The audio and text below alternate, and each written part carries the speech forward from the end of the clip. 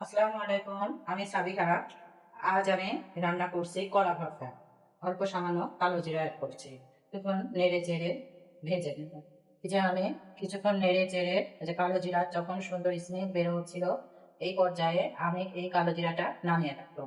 এরপরে আমি fry pan বসিয়ে আমি কলা এরকম ছোট ছোট টুকরা করে কেটে নিয়েছি এবং হলুদ মাখিয়ে ভালো করে ধুয়ে নিয়েছি।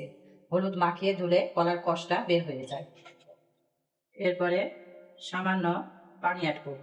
খুব বেশি পানি দেব না, সিদ্ধ যাতে হয় সেরকম পানি দেব। সামান্য হলুদ অ্যাড করলাম, সামান্য লবণ অ্যাড করলাম। নেড়ে চেড়ে ঢাকা দিয়ে অপেক্ষা করব এই পানি শুকিয়ে আসা পর্যন্ত।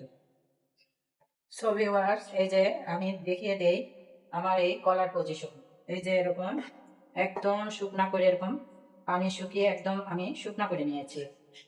এই যে এখন এই কলাটাকে আমি নামিয়ে সাইড করে নেব। ভিউয়ার্স, এরপরে আমি চুলায় একটি ফ্রাই প্যান বসিয়ে হালকা তেল অ্যাড করছি। তেল গরম হয়ে আসলে আমি কাঁচামরিচ অ্যাড করলাম, সাথে আমি পেঁয়াজ আর রসুন কুচি। এই পেঁয়াজ ও রসুন কুচি এবং কাঁচামরিচ এটা আমি নেড়ে চেড়ে খুব ভালো করে একদম ব্রাউন কালার করে নেব। পরে আমি এইটা আমি যে কালো জিরা ভাজছিলাম, কালো জিরা আমি আলাদা করে হালকা লবণ দিয়ে বেটে নিব।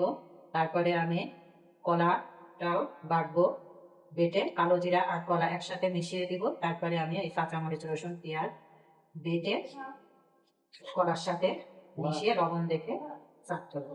তো ভিউয়ার্স, আমার এই ভর্তা রেসিপি আপনাদের ভালো লাগলে লাইক শেয়ার ও কমেন্ট করবেন।